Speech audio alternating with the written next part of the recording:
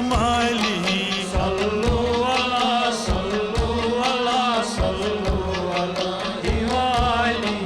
كشف الدجى كشف الدجى كشف الدجى بجماله صلوا على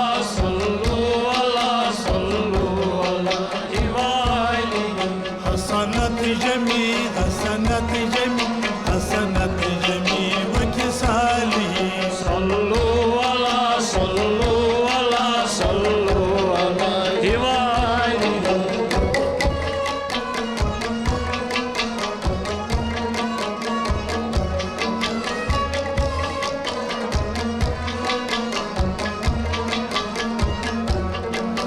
शबे विसाल में मुस्तफा जो शबे विसाल में मुस्तफा चले जी मिठान के अर्श की चले जी मिठान के अर्श की तो ज़मीन से अर्श बरी तलक तो ज़मीन से अर्श बरी तलक हुई हुस्न पाक की रोशनी हुई हुस्न पाक की रोशनी हुई हुस्न पाक की रोशनी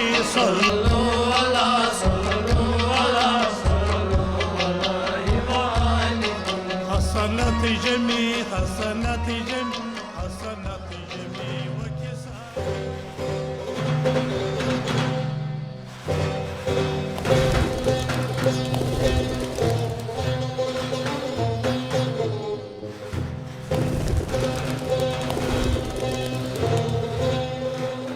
कश्मीर के पश्मीना शॉल के लिए एक सूफ़ी संत मीर सैयद अली हमदानी को श्रेय दिया जाता है। किंवदंती के अनुसार मीर सैयद अली हमदानी के 14वीं शताब्दी में आने तक कश्मीर में शॉल नहीं बुनी जाती थी। ईरान में हमदान से आए इन सूफ़ी महात्मा ने कश्मीर में शिल्प फैलाने में प्रमुख भूमिका निभाई थी। वो शाह हमदान के नाम से भी जाने जाते थे।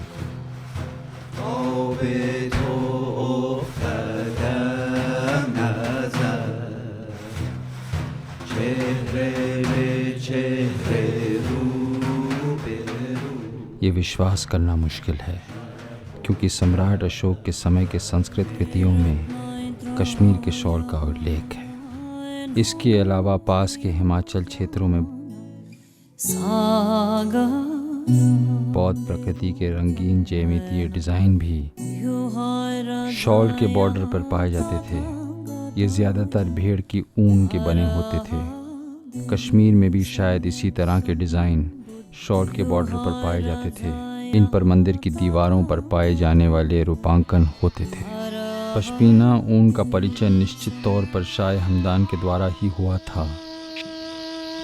शाह हमदान को लेह की यात्रा के दौरान एक झाड़ी में ऊन फंसी हुई मिली थी।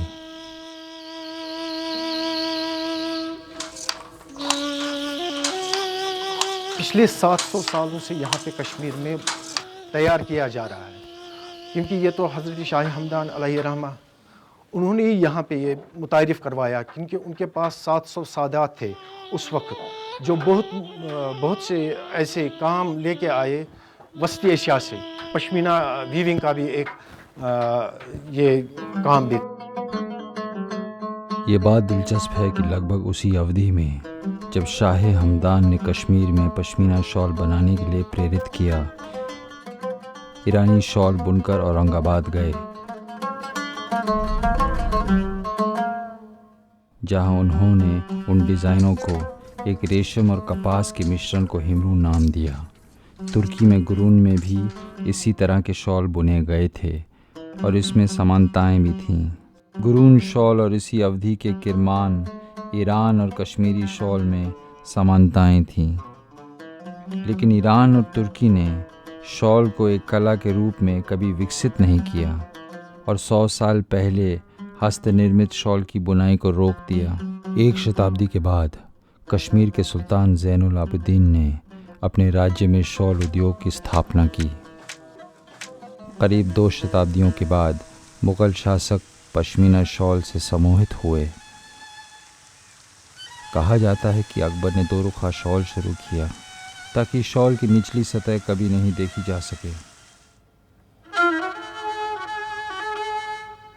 अकबर के उत्तराधिकारियों ने वादी में शॉल उद्योग का संरक्षण किया, लेकिन कश्मीरी शॉल उद्योग को सबसे बड़ा बढ़ावा ब्रिटिश राज के दौरान प्राप्त हुआ। कश्मीरी शॉल से प्रभावित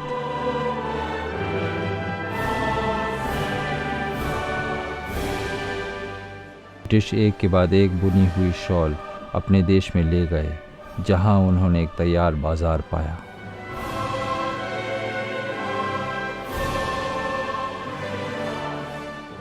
कश्मीरी शॉल की प्रसिद्धि फ्रांस में भी फैली और इसी अवधि के चित्र अक्सर सुंदर रंगों के साथ रंगीन शॉल पहने महिलाओं को दर्शाते हैं। नेपोलियन की पत्नी महारानी जोसेफिन ने कश्मीरी पश्मीना शॉल को लोकप्रिय किया।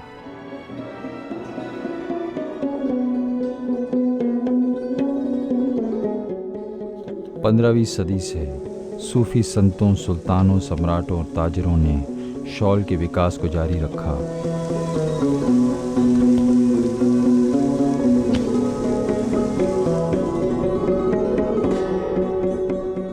यूरोपियन लोगों ने भी इसे लोकप्रिय किया।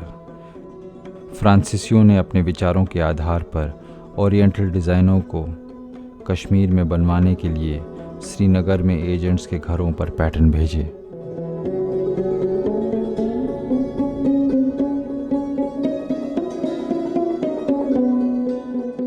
चल रहा है अच्छे से। बीच में बोर होते हैं, उस वक्त तीलियाँ थोड़ा ज़्यादा होती है। क्रिकेट भी खेलते हैं संडे के दिन या फ्राइडे के दिन होती है हमारी छुट्टी यहाँ पे, तो हम जाते हैं क्रिकेट खेलने।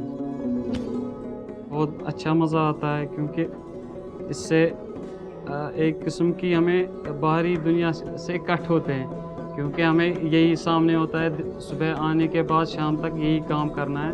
तो हमें काफ़ी अच्छी खुशी भी होती है काम करने में, क्योंकि इस काम से सभी खुश हैं। कश्मीरी बुनकरों ने ऐसे ऐसे लतात्मक नक्श बनाए जो किसी कलाकार के बारीक से बारीक ब्रश से भी संभव न थे। पश्मीना शॉल, जो अपने उत्कर्ष में इस विशेषज्ञता से विकसित हुई, किसी अन्य भारतीय कपड़े की तुलना में अधिक प्रसिद्ध थी और आज इस वस्त्र के कई शौकीन हैं, जिनमें से कुछ के पास कई सौ कृतियाँ हैं जो कलाकृतियों या परिवार की विरासत की तरह नायाब हैं।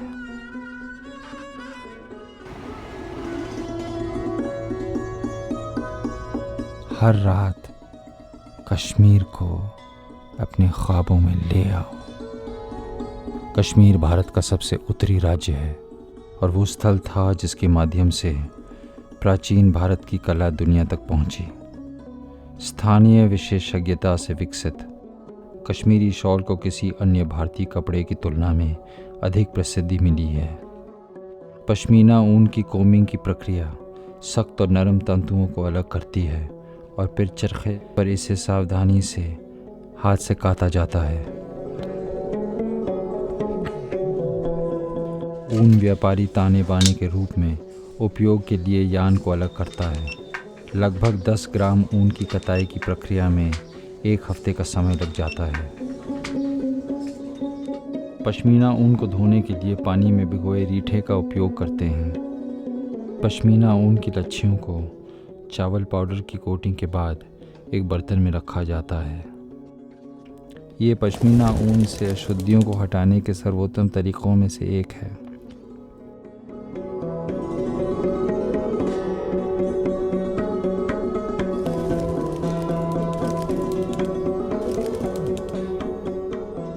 शॉल रंगने के लिए रंगरेज अपने दरवाजे पर ऊन को पाता है।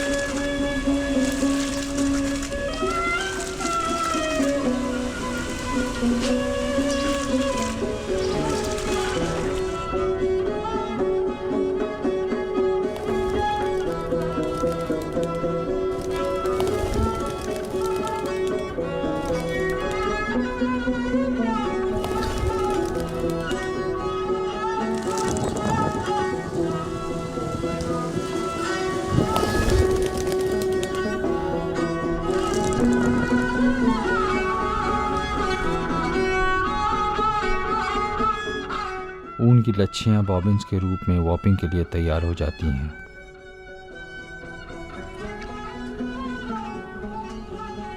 एक समय में प्रत्येक शॉल के लिए एक वॉर्प सामान्य तरीका है। वॉर्प को सीधे एक बॉबिन से घुमाया जाता है, जो एक वॉर्पिंग स्टिक की सहायता से ज़मीन पर खड़ा होता है, जो एक हुक के माध्यम से सीलिंग पर लगा होता है। इस प्रक्रिया से प्रवाह निर्विघ्न रहता है। वॉर्प वाइंडर चारों ओर घूम के ज़मीन से गड़े 4 खूंटों पर धागों को लपेटता जाता है। पूरा किया गया वॉर्प सीधे करघे पर चढ़ाकर तान दिया जाता है। पट्टे में एक बांस की छड़ी डाली जाती है और फिर वॉर्प को आकार क्रम में रखा जाता है। इसके बाद डिज़ाइन तैयार किए जाते हैं।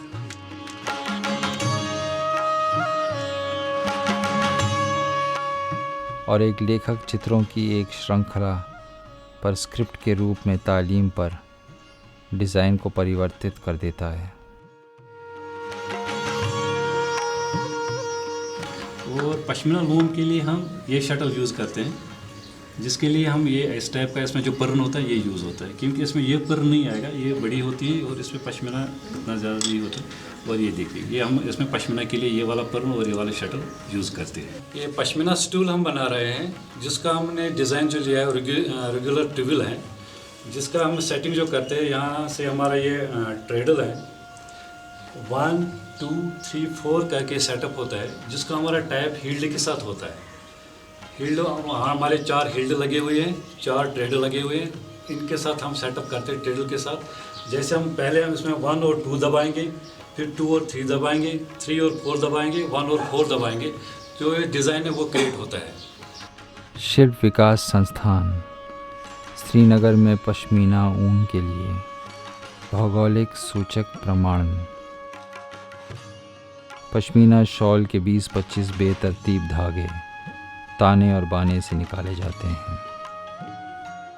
धागों को एक स्लाइड पर रखकर प्रोजेक्शन माइक्रोस्कोप से देखा जाता है।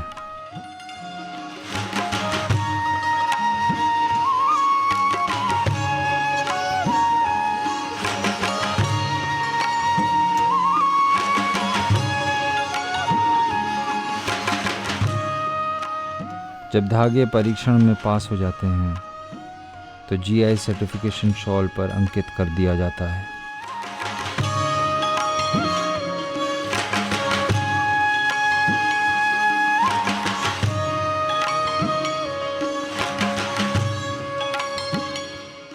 पश्मीना का शाब्दिक अर्थ है ऊन, जिसमें कई दिलकश राज और खूबसूरत रहस्य छिपे हैं।